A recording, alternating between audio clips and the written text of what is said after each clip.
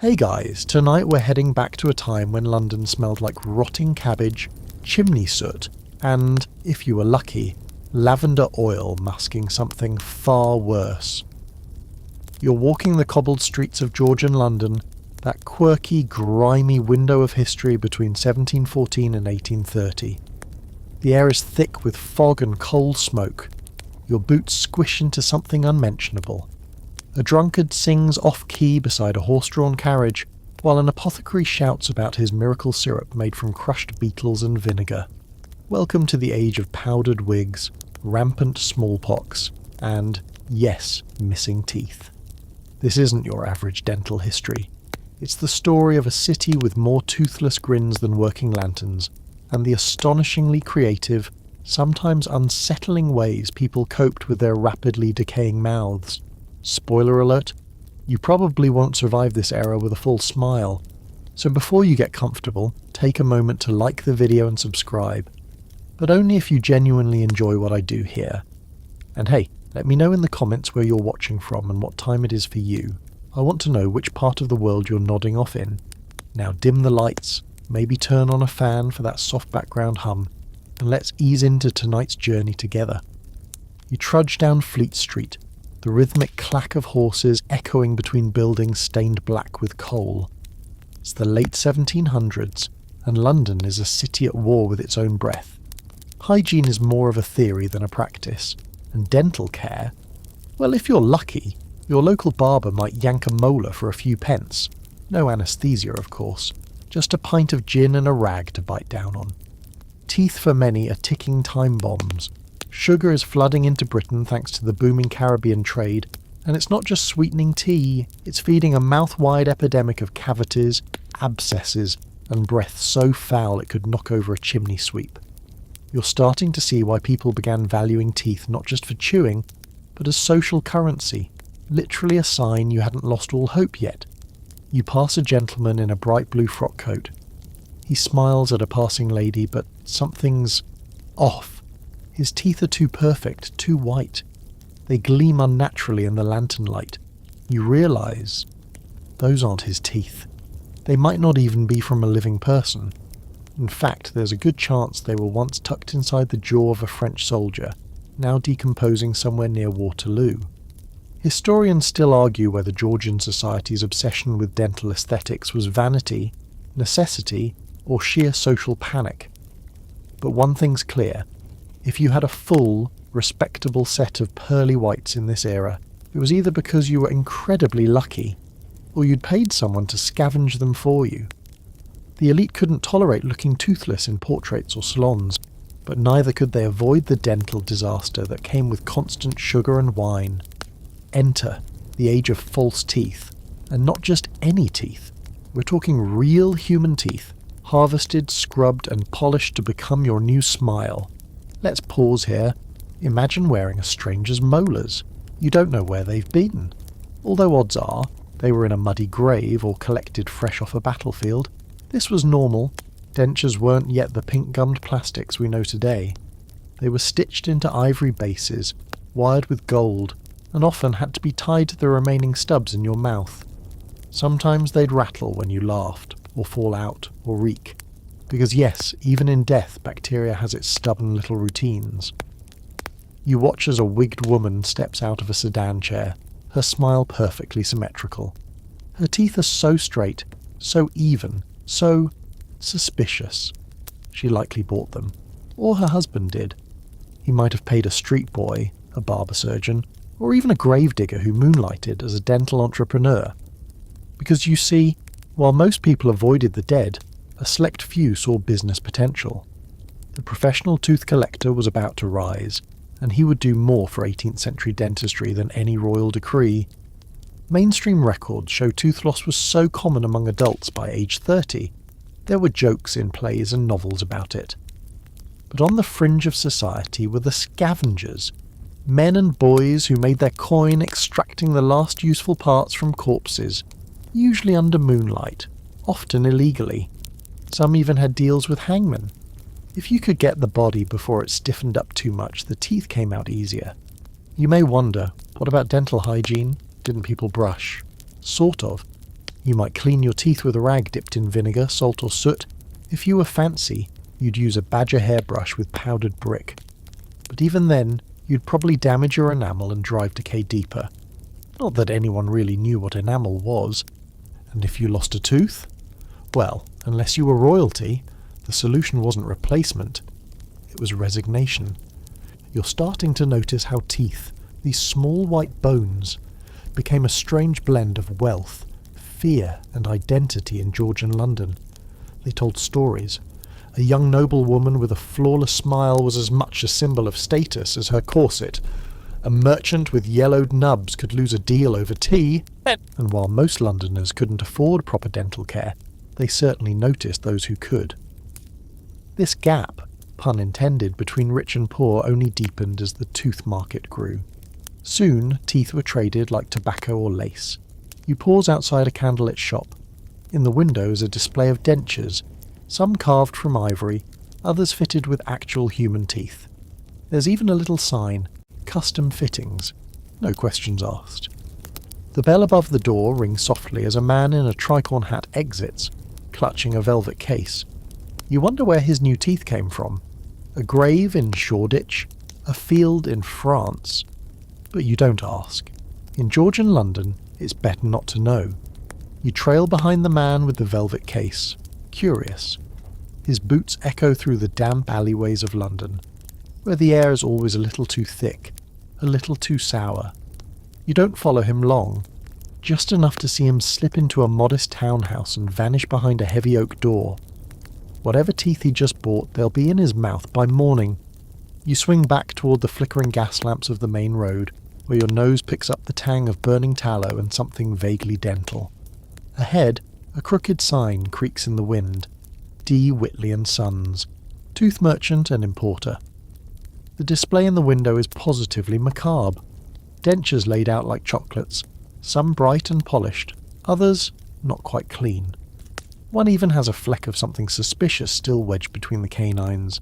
This is where you meet the toothmen. Tooth collectors, tooth hunters, molar merchants, whatever name you give them, they're part scavenger, part artisan, and part underworld entrepreneur. These weren't gentlemen in white coats.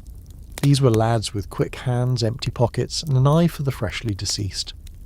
Their business began at the margins, churchyards, battlefields, hospitals, gallows. Anywhere death left a warm enough body to work with. The perfect specimen? A young man, freshly hanged, with a full set of healthy chompers. Ironically, the kind of teeth he'd never have been able to afford in life. Historians still argue whether these collectors were seen as craftsmen or criminals. The truth, like most things in Georgian London, was somewhere in the sooty, ambiguous middle. Toothmen were often informally trained, apprentices to older collectors, or simply boys who figured out that corpses disturbingly could pay. Some cut deals with grave diggers or surgeons, others bribed caretakers at hospitals or poorhouses, and the best had contacts at the gallows. Yes, the gallows. Public executions were a whole scene back then, a mix of moral theatre, popcorn stand and social event. Crowds gathered to jeer, moralise and maybe pick a pocket. But for the toothmen, it was prime shopping.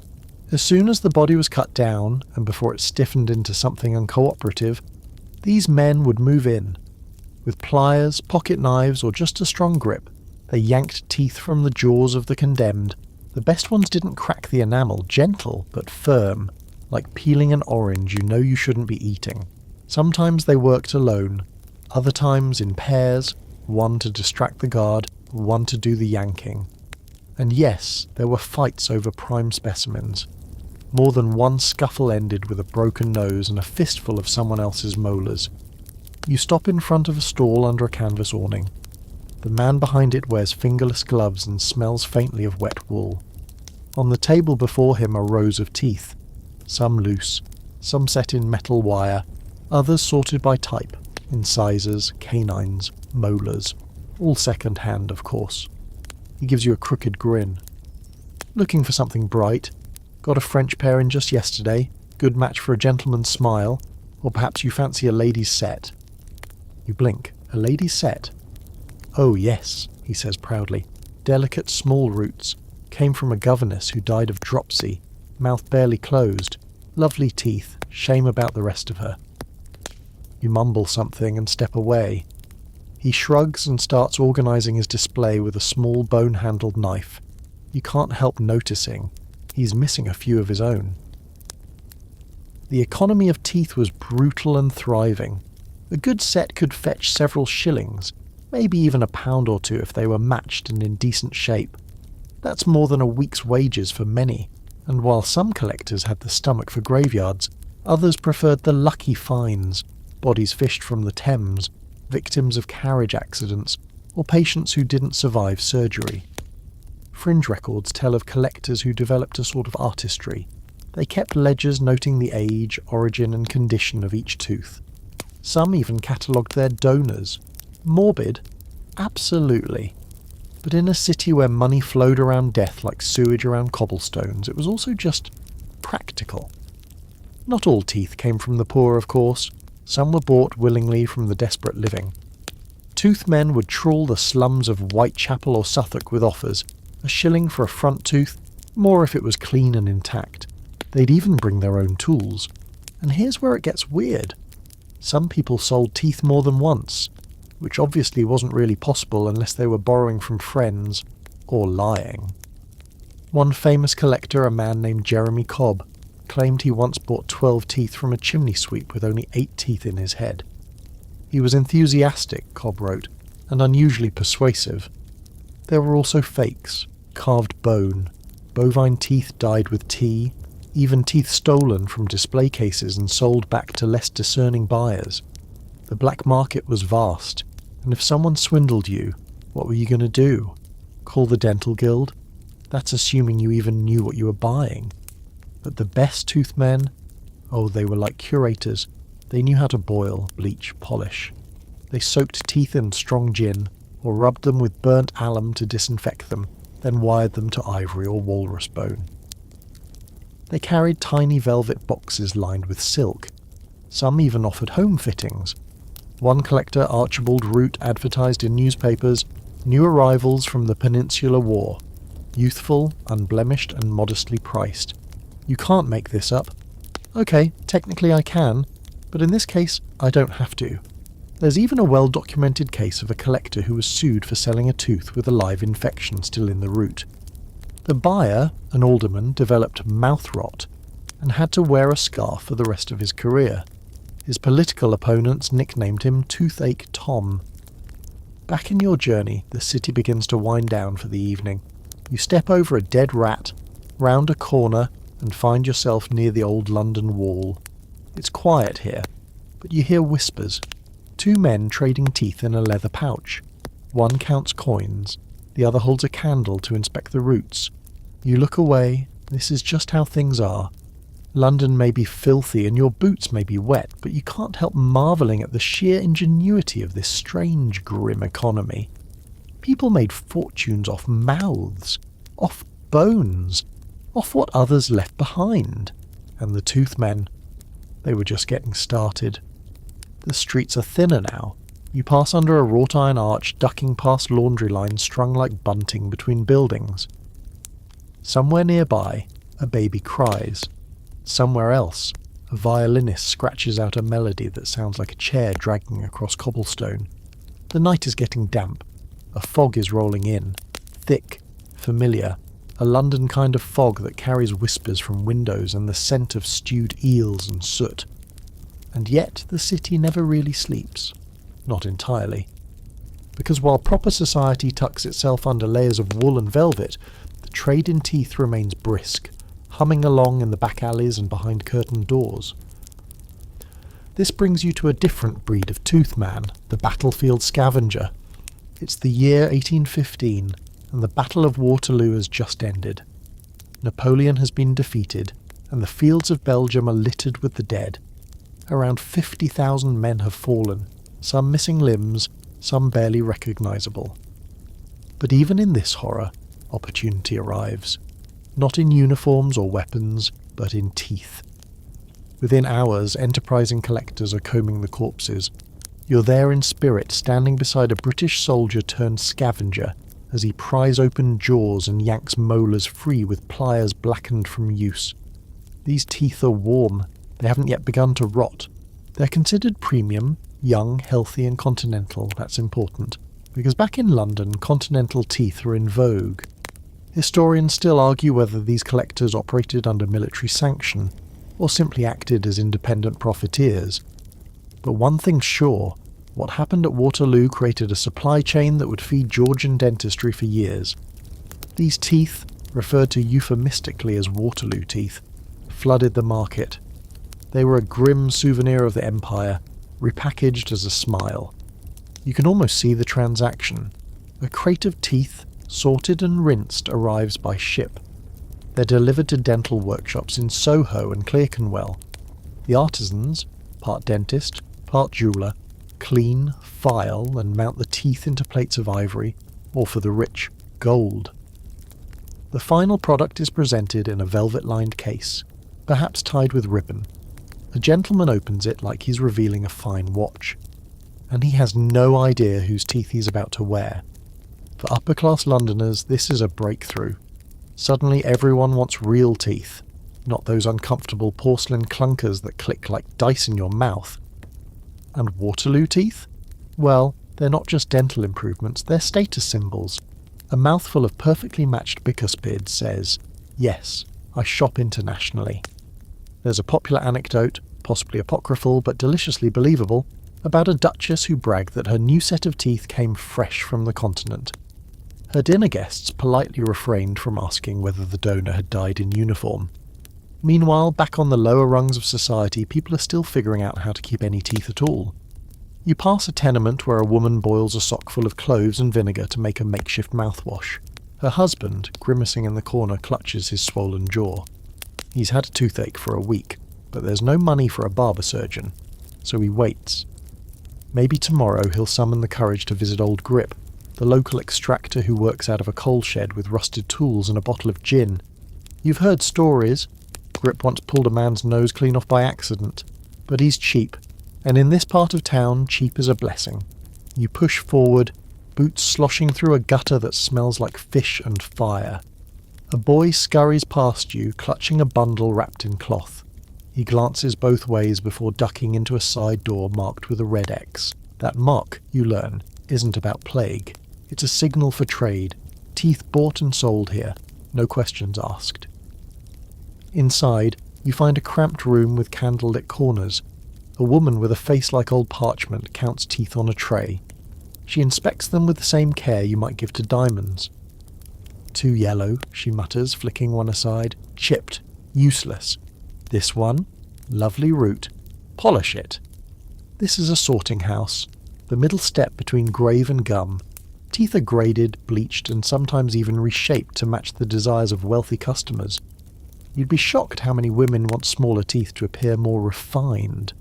Men, meanwhile, prefer blockier teeth, the kind that suggest strength, decisiveness, and not screaming when you bite into a fig.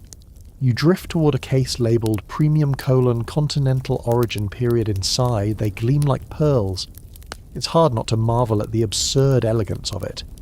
These are mouth bones, after all, tiny parts of someone who once ate and laughed and maybe cursed the rain.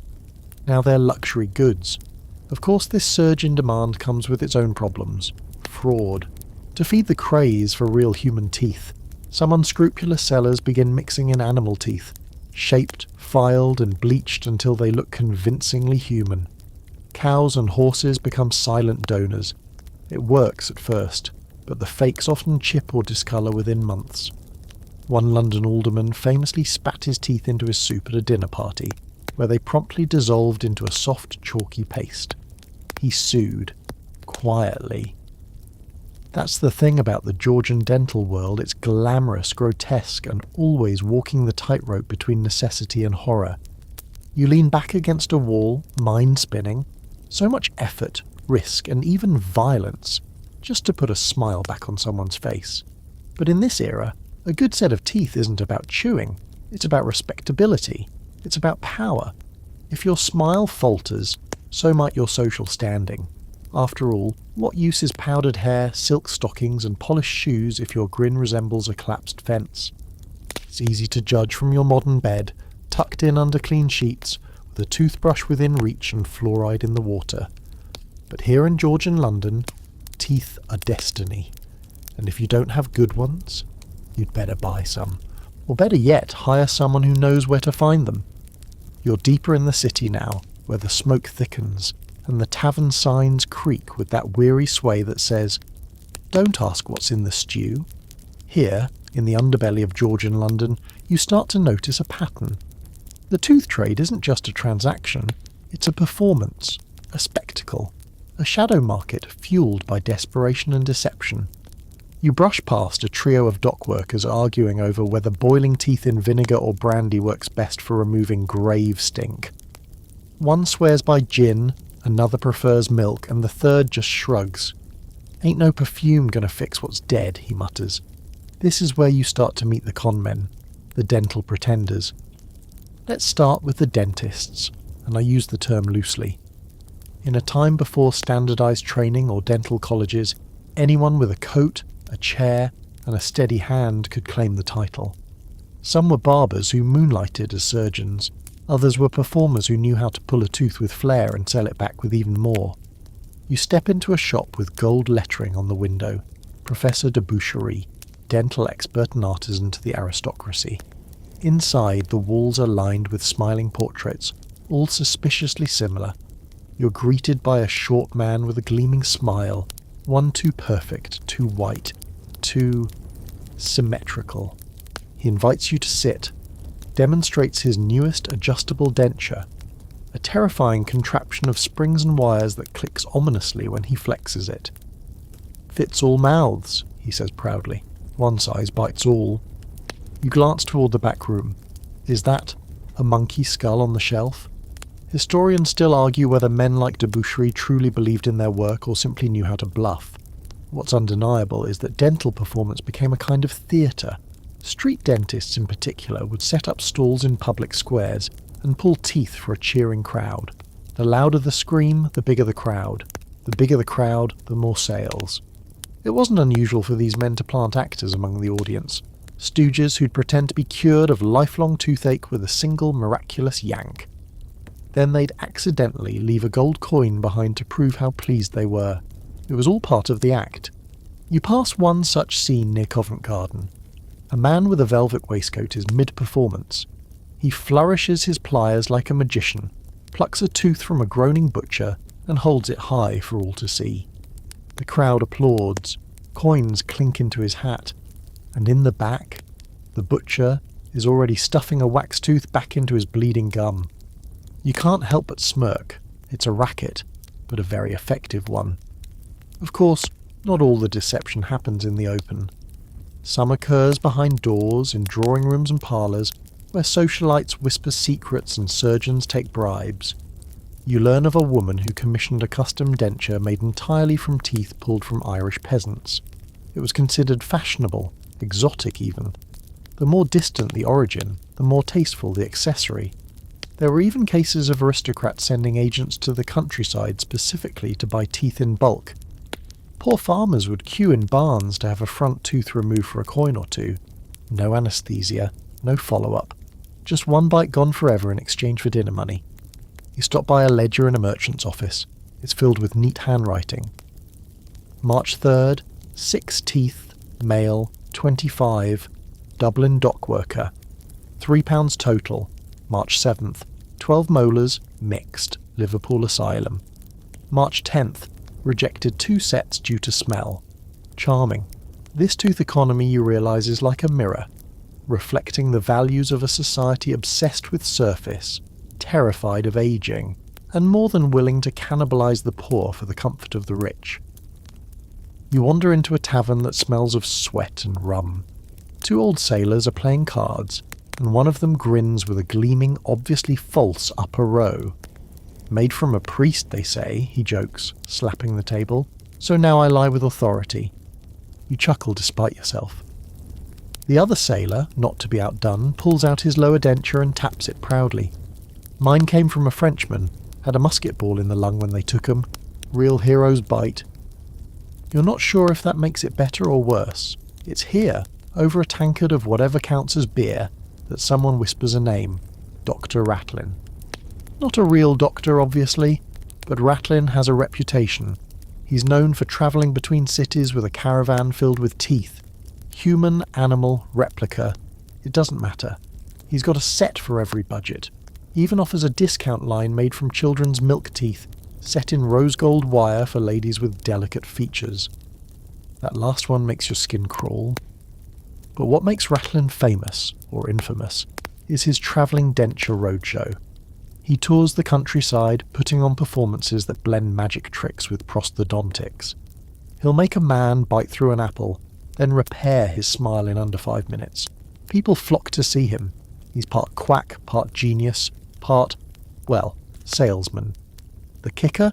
He keeps all his own teeth in a jar. Claims he never needed a set himself. Never trust a man who sells what he wouldn't wear, he says, chuckling. And yet people adore him.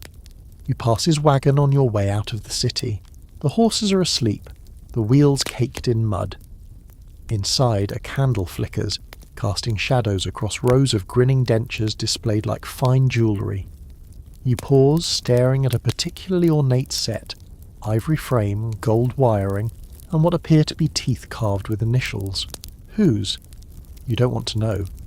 The longer you stay in this world, the more you realise Georgian dentistry wasn't just about health. It was art. It was crime. It was performance. And like any good show, it depended on illusion.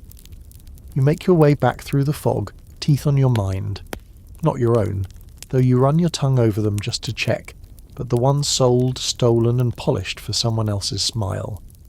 Because in this era, a beautiful grin isn't a gift. It's a purchase. And sometimes the price is paid in secrets. You wake sort of in the half-light of dawn. But this isn't the gentle modern morning of alarm clocks and filtered sunlight. No, Georgian London wakes with a cough. A thud. A slosh of chamber pot contents dumped straight onto the street. You sidestep it. Barely. There's a street hawker shouting about eggs, another selling ribbons, and somewhere a preacher is yelling about sin through a cracked tooth, which, ironically, only makes his sermon harder to take seriously, especially when he grins mid-condemnation and flashes a crooked mouth of mismatched incisors like a poorly shuffled deck of cards. Teeth, still everywhere. But this morning your focus shifts toward the science, or what passes for science here. The truth is, for all its mystery and spectacle, dentistry in the 18th and early 19th centuries is evolving, slowly, unevenly, and sometimes painfully. You walk into the apothecaries, the air thick with the scent of peppermint and burnt sugar. Behind the counter, rows of dusty jars promise vague solutions. Tincture of clove for aches, dragon's blood for gums, mercurial wash. Best not to ask. There's a man seated in a high-backed chair, tilting his head as an assistant peers into his mouth with a small brass mirror. Tooth worms, the assistant mutters, poking with a wire. Ah, yes, the infamous toothworm theory. For centuries, people believed that cavities were caused by tiny creatures burrowing into teeth. Pain? That was the worm wriggling. You'd better believe they tried to smoke them out. Historians still argue whether this idea persisted because it was genuinely believed, or simply useful as a sales pitch for increasingly exotic cures. Either way, the treatments were memorable. Heated needles, fumes from burnt herbs, even oil of vitriol, yes, sulfuric acid, applied directly to the gums. Your gums throb in sympathy. In wealthier circles, the conversation shifts to prevention.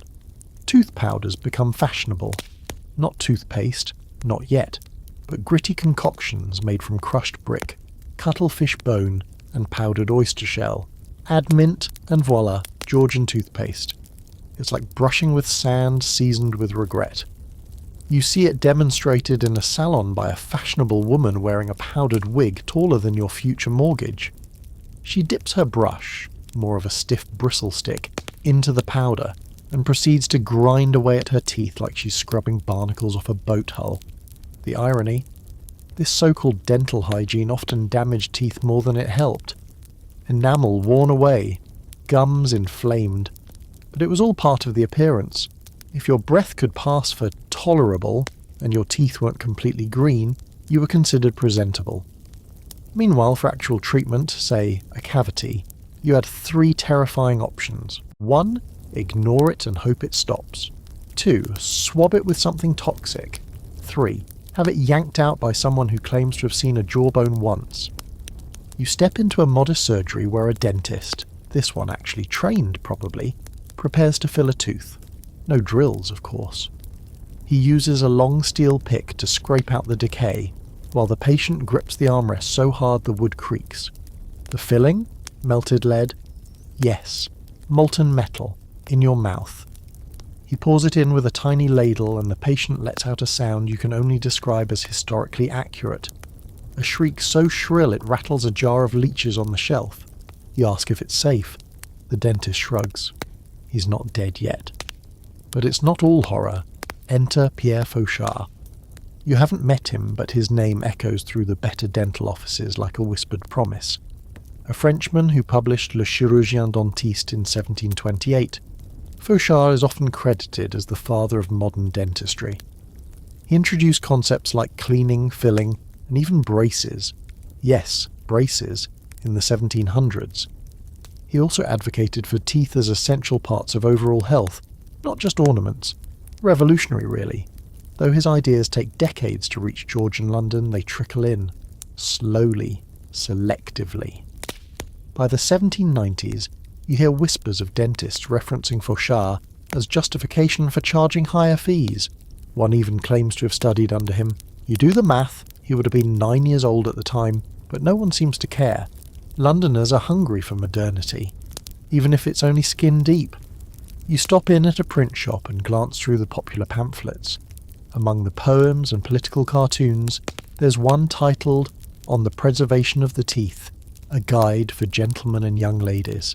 It recommends rinsing with port wine, avoiding too many sweets, laughable advice in the age of sugar-snorting aristocrats, and polishing teeth with deer bone. It also includes an engraving of a smiling woman with suspiciously perfect teeth and a caption that reads, "As nature intended." Nature in this case clearly wears dentures, and not all scientific advances are what they seem. One dentist proudly displays a magnetized denture, claiming it repels pain and improves digestion. Another offers a mechanical toothbrush powered by winding a crank, which looks like something you'd use to launch a small catapult. There's even a man selling tooth-strengthening tonics made from distilled moonlight and iron filings. You try to ask how moonlight is distilled, but he's already on to his next pitch. Not to be outdone, a society lady explains that she now wears night teeth. A second, lighter set of dentures just for sleeping. "So I can dream beautifully," she says. Sure, that's definitely how dreams work. You head back outside, where a carriage driver hawks toothpicks carved from cherry wood, supposedly favoured by the king.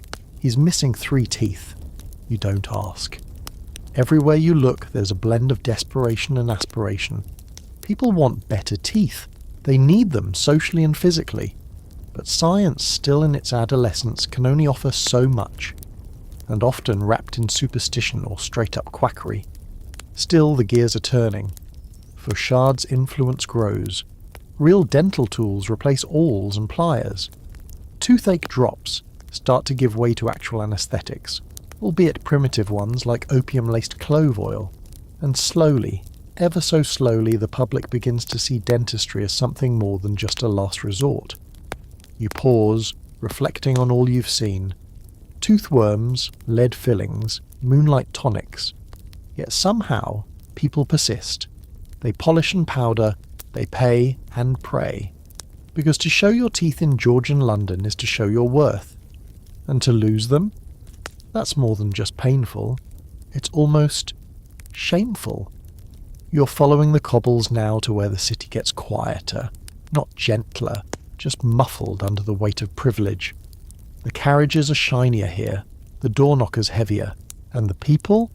Their teeth don't just shine, they gleam, like tiny trophies mounted in the mouths of powdered nobility.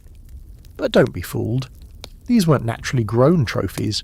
You're in the part of Georgian London where appearance is everything, and no appearance mattered more than your smile. In this society, your teeth spoke louder than your titles. They whispered wealth, hygiene, even morality. A yellowed grin meant idleness or indulgence. Gaps hinted at poor upbringing. And a full, white, symmetrical smile. That was your ticket into any salon, supper, or scandalous midnight card game. So naturally the wealthy were willing to do anything to achieve it. You duck beneath a silk awning, where a well-dressed man is receiving his weekly polishing. He sits with his mouth agape while a servant gently scrapes at his already clean teeth with a thin silver pick. Across the room, his wife is being fitted for a new set of evening teeth. Yes, like jewellery, but for the mouth. These were sometimes removable, sometimes clipped over existing teeth, and always hideously uncomfortable. One lady is rumoured to have fainted during a soiree because her spring-loaded denture snapped shut mid-sentence, pinching her tongue. Still, fashion is fashion. You peer into a boudoir lined with boxes of false teeth like a shoemaker's display, molars for mourning, canines for courting, bicuspid sets for banquets. A maid hovers over a tea tray filled with denture-soaking water like it's a sacred ritual, which in a way it is. The most popular style, human teeth, naturally. Aristocrats didn't want carved ivory or wooden fakes.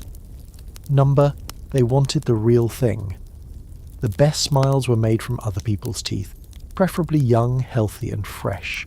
Which, yes, is exactly as creepy as it sounds. It was a booming trade.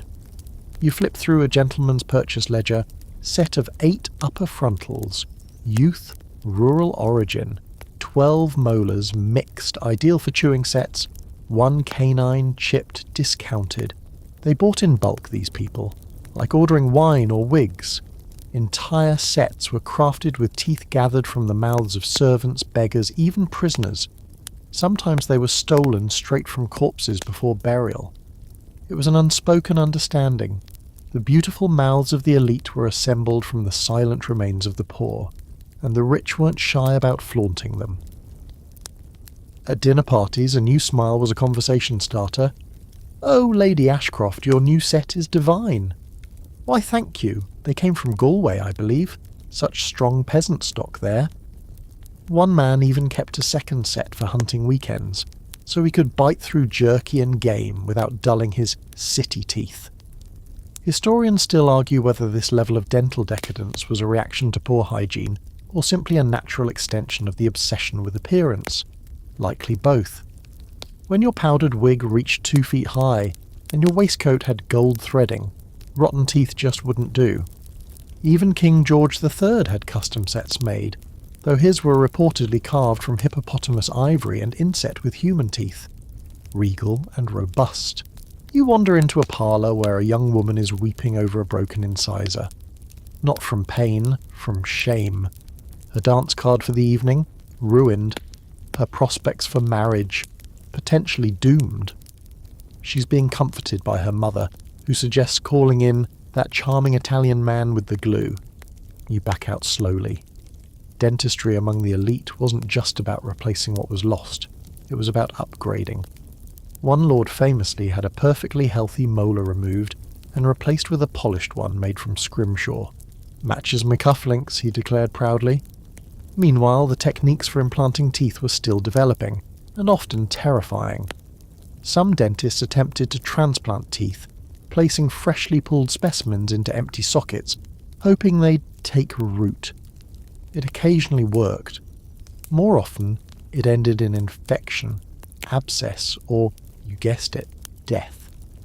But if it did take, oh, what bragging rights. You pass a man boasting that his entire upper row came from the same orphan. "A matched set," he says, "like fine china." The man next to him nods appreciatively, as if discussing wine vintages or horse breeds.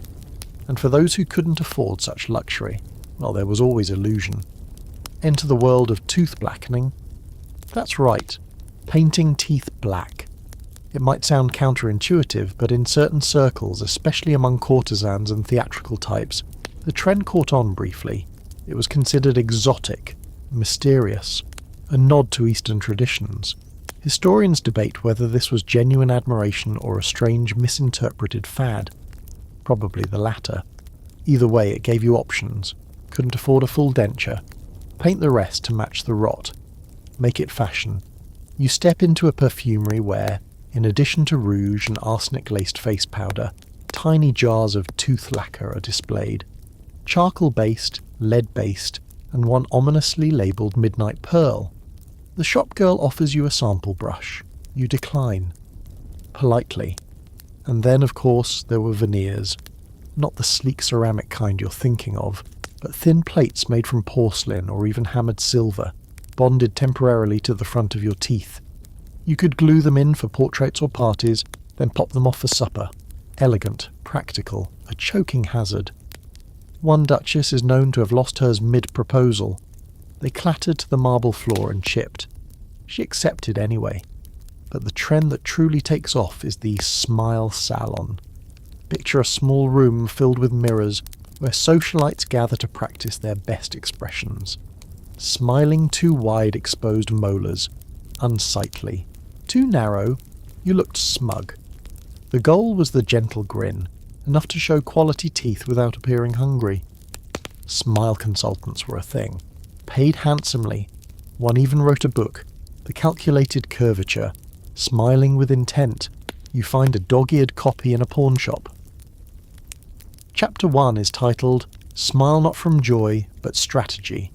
You can't make this stuff up? Well, someone clearly did. By the time you exit the district, your mind reels with images of mouths lined with borrowed beauty, teeth as trophies, smiles as symbols, and behind every glowing grin, the lingering question, whose teeth are you really admiring? You pass a mirror, catch your reflection, and for just a second, you smile.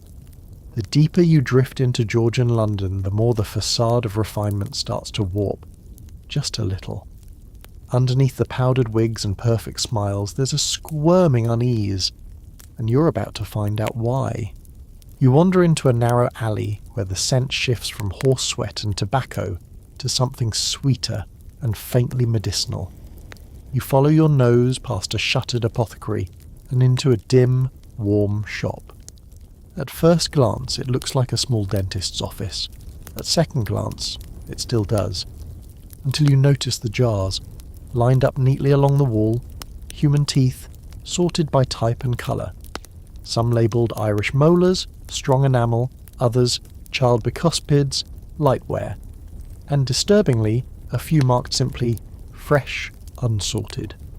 You're in the private domain of a high-end dental artisan, but don't worry, they don't pull teeth.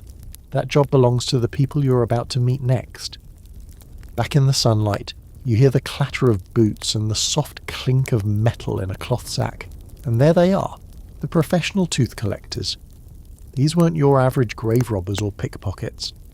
No, tooth collectors were an actual class of tradesmen, working in plain sight, hands-on in one of the city's grimiest markets. Their job was simple, acquire human teeth. Their methods, not so simple. Some worked the battlefield, following armies into combat zones to harvest teeth from the recently dead. Others scoured the city's slums, persuading the desperate with coins and charm. Picture this. A young man, hat pulled low, approaches a starving widow outside a gin shop. He offers a few shillings. She opens her mouth. The deal is done. No paperwork, no questions. One quick yank, and her molar becomes someone else's upgrade. The most notorious collectors even had business cards. Elegant, scripted with titles like Dental Procurement Specialist or Maxillofacial Broker. One particularly ambitious fellow claimed to offer ethically harvested incisors. No pauperies, no paupers. Historians still argue whether any of these transactions were truly voluntary. After all, when you're starving, voluntary becomes slippery, especially when the alternative is hunger, or worse. One journal describes a collector paying in bread rather than coin. Another boasts of sourcing a matched bridal pair from a newlywed couple who'd lost their home to fire. Romantic. Only if you're a vampire with a taste for symbolism. And just like that, you start to understand why the tooth trade had its own rules. Not formal ones, shadow rules. For instance, don't harvest too many from one mouth. People notice. Leave the front teeth intact on corpses to avoid scandal at the funeral. Don't sell children's teeth unless they've already fallen out naturally. And above all, never ever steal from a known body before the family arrives. That's how you end up in the Thames. But many collectors weren't so scrupulous. You pass a workhouse where rumours say teeth were taken from children in exchange for a blanket. One boy allegedly gave up 4 for a single boiled potato, and he wasn't the only one. The market boomed after the Battle of Waterloo, no seriously. The bloody chaos of that war created the perfect storm for dental capitalism. British soldiers died in droves, and their teeth were, brace yourself, looted en masse. Exported across Europe and even back into England, they became prized materials for the finest dental sets. They were nicknamed, rather grimly, Waterloo teeth. You imagine it, a smiling debutante at a London ball, her pearly whites shimmering under chandelier light, whispering to her friend that she's just had a new set made from the continent. And across the room her suitor nods, completely unaware that he's flirting with the molars of a Belgian casualty. One collector bragged in a letter that he harvested 1,500 teeth in 3 days. The trick is to work fast, he wrote, before the mouths stiffen. You blink. These weren't hidden horrors. They were known realities. Everyone in the trade understood the cycle. Rich mouths, poor sources, elegant faces hiding battlefield souvenirs, and yes, even the public caught wind. Satirical prints circulated showing foppish men brushing teeth while soldiers bled behind them. One famous cartoon titled "The Polite Smile" shows a lady's head half unzipped to reveal a screaming soldier's ghost emerging from her mouth. A bit dramatic, but not far off. And it wasn't just battlefield remains. The cemeteries overflowed, collectors quietly bribed sextons, the graveyard caretakers, to look the other way. Fresh graves were sometimes revisited within 24 hours. The bodies weren't robbed of jewellery, they were robbed of enamel. Your feet carry you past an old churchyard now. Peaceful, still, but beneath the surface. A history of silent theft. Skulls with missing front teeth, long since replaced in the grins of London's upper crust. There's even a story of one collector who kept a notebook detailing his favourite mouths, like a connoisseur. Mrs. S, age 35, lovely symmetry, requested her after death for top row, and apparently he got them. Quirky tidbit for tonight. One collector allegedly trained a monkey to point at the best mouths in crowds. Whether it's true or not, it's now part of the law. The monkey, by the way, was named Sir Nibbles. Let that haunt your dreams. Still, despite the creep factor, the work was considered legitimate. Not honourable exactly, but necessary, like chimney sweeping or rat catching. Grimy, yes, but it kept the wheels of London's beauty machine turning. Some even claimed a sort of civic duty. "Why let good teeth rot in the grave," one man said, "when they can shine in society?" You pause. That line again. Why let good teeth rot in the grave? It echoes in your head as you pass a faded sign. J. Attenbury, tooth collector, established. 1792. Reasonable, respectful, rapid. Is not a joke. He probably meant every word, the same way the undertaker means gentle handling, or the leech vendor means fresh draw. And then you realise you've been walking in circles. The city's heartbeat loops you back to the same streets, the same smiles, the same secrets. And somewhere, not far off, someone is still collecting. You're stepping carefully now, your boots sticky with the residue of centuries. The sun hangs lower over Georgian London, casting slanted shadows between crumbling bricks and polished marble. It's the hour when the upper classes begin to preen for dinner, and the lower classes begin to disappear into alleyways. But tonight, you're not here for tea dances or powdered politics. You're here to meet the suppliers. Not just the tooth collectors, no, those were middlemen.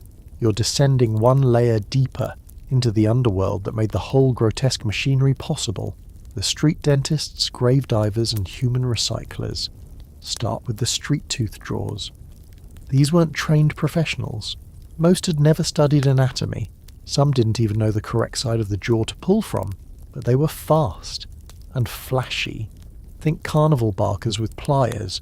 You round the corner into 7 Dials and there he is, a man in a tattered red coat standing on a crate. He's waving a tooth aloft like a trophy. His crowd cheers. His other hand, still gripping the bloody forceps. His patient has fainted, doesn't matter. On to the next. These tooth drawers were part dentist, part showman.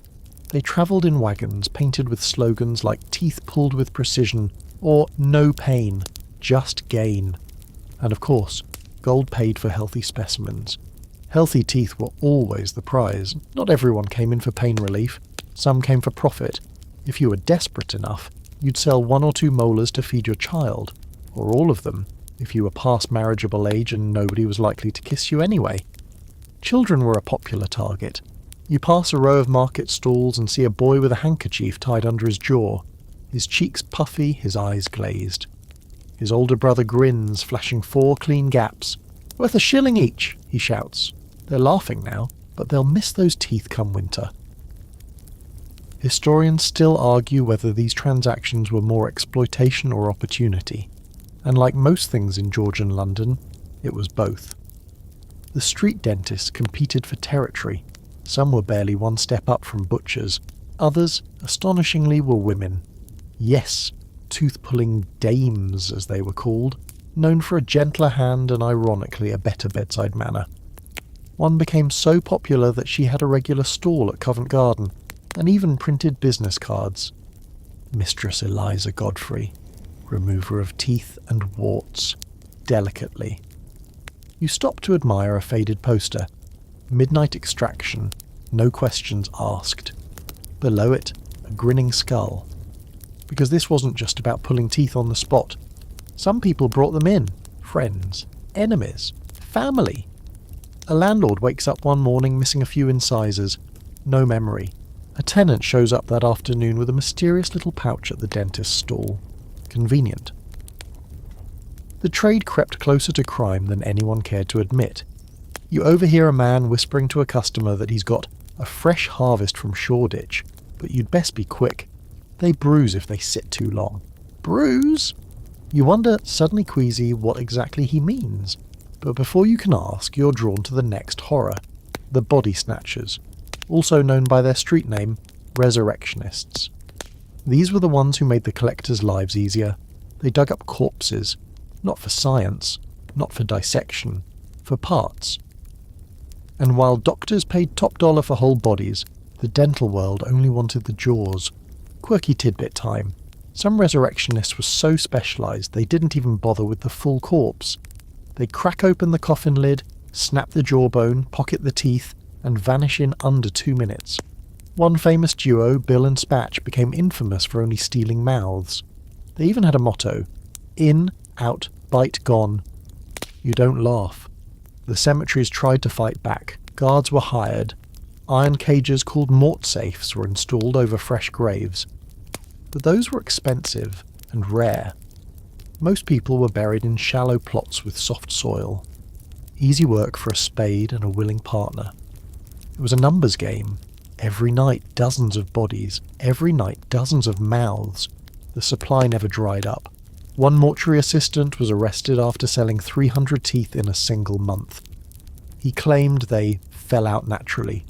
The court disagreed. Historians still debate how complicit the surgeons and dentists were. Surely they must have known. But receipts were rarely written and questions rarely asked. Even clergy got involved.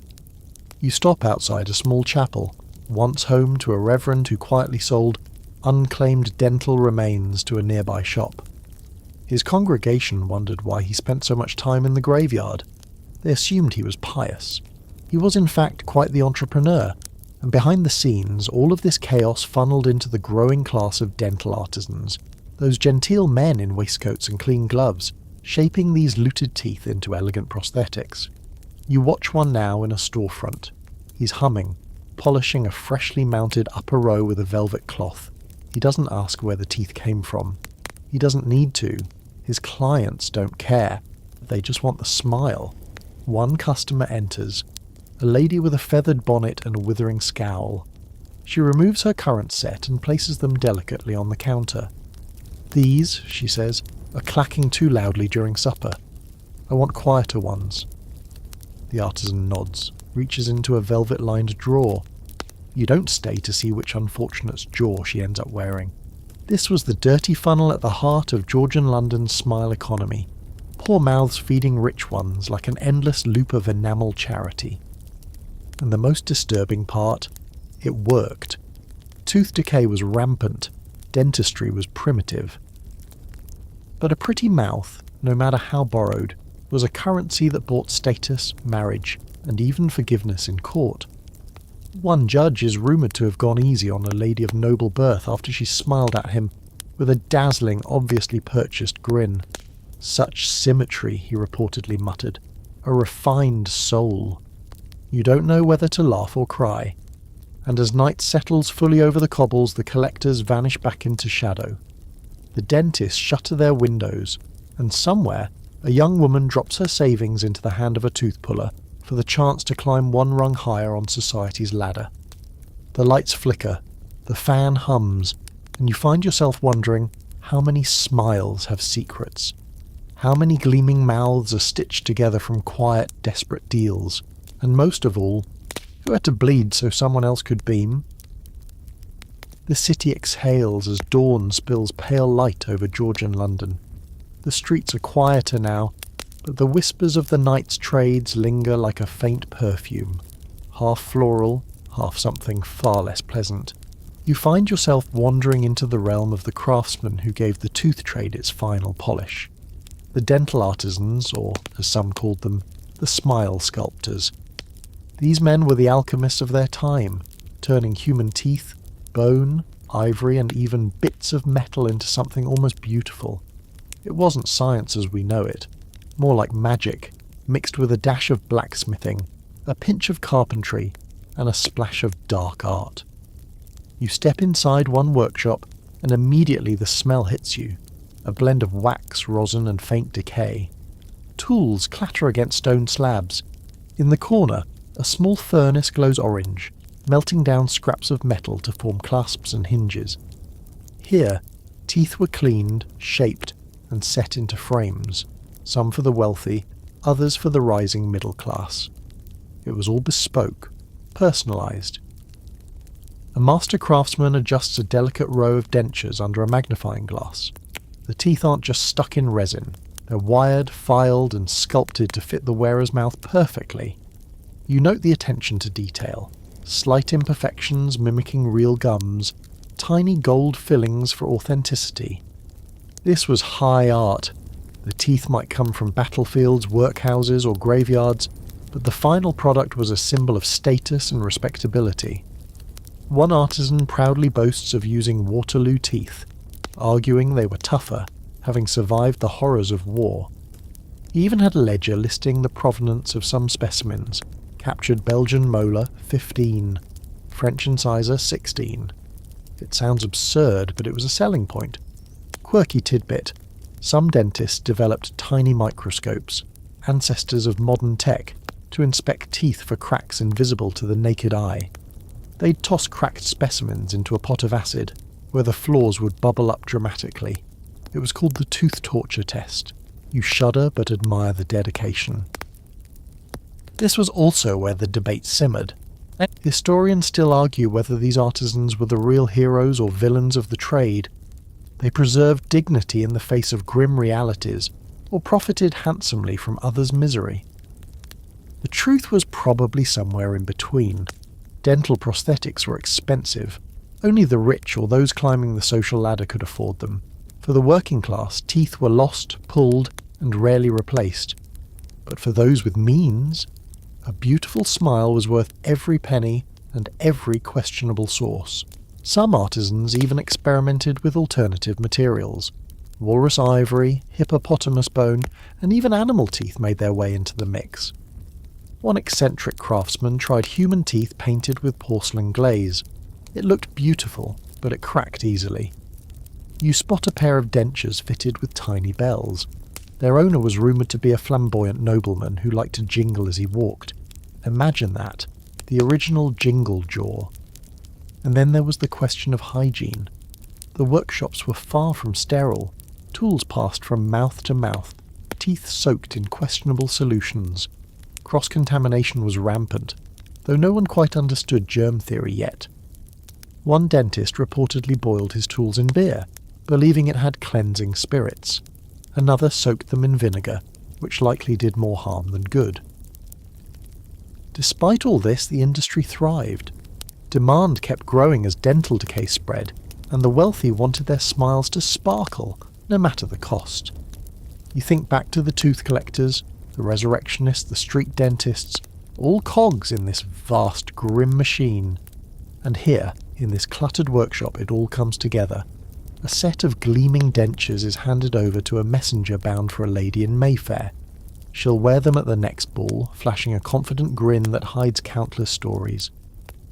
And you realise, no matter how much society changes, the desire to appear flawless never fades. One last glance around the workshop reveals a faded portrait on the wall. A smiling gentleman, teeth unnaturally white, eyes twinkling with secret knowledge. Perhaps he was the first professional tooth collector's patron, or maybe just a man who loved a good grin. You pocket that thought as you step back into the street. The city waits, the trades continue, and somewhere, someone is smiling, whether with teeth pulled from a stranger or their own, slowly decaying in silence. As the morning fog lifts, you find yourself drifting toward the heart of Georgian London's social experiments, the marketplaces where teeth became currency in a truly peculiar economy. You might think gold or silver filled the pockets of traders, but here teeth were the true coins of the realm. Strange but true. The teeth markets were chaotic affairs, held openly in certain parts of the city. They operated alongside fish stalls and fabric sellers, a bizarre fusion of commerce that could unsettle even the most hardened Londoner. Picture this. Merchants shouting prices for teeth as if bidding at an auction, but instead of fine art or livestock, they're haggling over molars, canines, and incisors, and quality mattered. Just like you wouldn't want a rotten apple, nobody wanted a chipped or discoloured tooth. One vendor, a burly man named Jem, boasts about his stock. Only the finest teeth from St. Pancras graveyards, straight, strong, and ready for a smile. His pitch is part salesman, part street poet. This was no underground trade either. It was surprisingly well known. Local officials sometimes turned a blind eye, considering the tooth trade a necessary evil or a lucrative side hustle. Quirky tidbit. The teeth markets even inspired popular folk songs. One called The Tooth Collector's Ballad humorously recounted the trials of a man who lost his teeth to gambling debts and had to pawn his smile to survive. But not all teeth were equal. Freshly pulled, clean teeth fetched high prices, diseased or broken ones, worth little more than a penny. And there was fierce competition among collectors to supply the best teeth. Historians still argue whether these markets represented exploitation or a rare form of social mobility. Some collectors earned enough to escape poverty, others were trapped in cycles of debt and disease. The teeth weren't just bought for dentures. Some were crushed into powders believed to cure ailments, an early form of tooth medicine. Others were ground into pigments for paint, or even used in mysterious rituals. You overhear whispers about a secret guild, the Order of the Pearly Gate, supposedly made up of the top tooth merchants who controlled prices and quality with ruthless efficiency. There's no hard proof, but the story circulates in taverns and alleyways. As you move through the crowds, you notice a peculiar custom. Prospective buyers would sometimes test teeth by biting into a piece of bread or cheese, judging the hardness and sound. A bit like trying a wine. One elderly woman offers you a tooth wrapped in velvet, claiming it belonged to a famous general. You wonder if it's true or just another tall tale. The markets were a hub of stories, some dark, some hopeful, and many downright strange. They reflected the wider complexities of Georgian society, where survival and appearance were constantly at odds. And as you leave the cacophony behind, the strange economy of teeth settles back into shadow, waiting for the next day's commerce to begin. The city's relentless pulse draws you next to the shadowy realm of health and hygiene, or rather, the spectacular lack thereof, in Georgian London. The tooth trade was only one symptom of a far deeper problem, the constant battle against filth, disease, and decay that seemed to define everyday life. Imagine stepping into a crowded room filled with smoke from tallow candles, mingling with the stench of open sewers and horse manure. People are coughing, sneezing, and generally looking worn down. This was the everyday backdrop. Dental health? It was the least of their worries. Cavities, infections, and abscesses were rampant, often untreated until unbearable pain forced desperate measures. Remember that tooth puller with the bloody forceps? That was usually the last resort. Many turned to home remedies: cloves, whiskey rinses, or even crocodile dung, an oddly popular paste believed to stave off decay. Yes, crocodile dung. Historians still argue whether it worked or was just an especially stinky placebo. Public health knowledge was rudimentary at best. The concept of bacteria, non-existent. Toothbrushes, rare and usually just cloth rags. Toothpaste was a gritty, often abrasive mix of powdered chalk, burnt eggshells, and charcoal. You hear the clatter of chamber pots being emptied into the streets, another charming part of daily life. Open gutters ran like rivers through the city, carrying waste and disease with reckless abandon. Quirky tidbit: some people chewed on sticks dipped in vinegar or wine to freshen their breath. It's the original mouthwash, though probably not the kind dentist would recommend. Hospitals were grim places, full of overcrowded beds and questionable sanitation. The wealthy avoided them at all costs, preferring private doctors or, more commonly, tooth artisans who promised painless extractions and perfect prosthetics. Poorer folk, they relied on street tooth drawers, herbalists, or sheer luck. If you survived childhood tooth decay, you were lucky indeed. One strange practice involved toothworms, an imagined parasite blamed for cavities. Treatments included fumigating the mouth with smoke, or even drilling holes to let the worm out. Sounds terrifying, but it was a genuine belief. You find a medical pamphlet from the era, filled with detailed drawings and advice. It warns against sugar, already the enemy, but also recommends rinsing with urine. Yes, urine was touted as a cleaning agent for teeth and gums. Gross? Absolutely. Effective? Doubtful. Despite all this, a surprising number of Georgians had remarkably good teeth. Or at least, good enough to function. Diet, genetics, and luck played their parts. Though the wealthy could invest in prosthetics, even the poor sometimes boasted a few natural pearly whites. Historians debate how much these poor hygienic conditions influenced the booming tooth trade. Was it a cause or a symptom? The truth likely lies tangled between both. You sip a cup of lukewarm tea, savouring the thought that modern toothpaste and dentists hadn't yet entered the picture. You smile, knowing that no matter how quaint the past seems, your teeth probably thank you every day for modern dentistry. And yet, the struggles of Georgian London remind you that beneath every polished smile lies a history as complicated and messy as the city streets. Night falls again, and you drift toward the peculiar social rituals surrounding teeth in Georgian London. Teeth were not just practical tools for chewing, they carried weighty symbolism, reflecting status, health, and even morality. You find yourself in a smoky tavern, where a group of gentlemen debate the virtues of a dazzling smile versus natural authenticity. One argues, a perfect set of teeth is the hallmark of a gentleman. Another retorts, but artificial teeth are deceitful. Better to bear your flaws. This tension played out across society.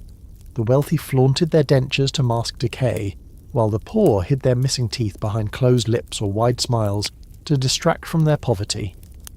Quirky tidbit: it was common for wealthy ladies to use tooth-blackening powders to darken their teeth, a fashion imported from Japan and Indonesia, considered exotic and elegant. Imagine the shock of Londoners seeing a woman with blackened teeth, like a Gothic fashion statement before its time. Teeth also featured in poetry and art, often as metaphors for strength or decay.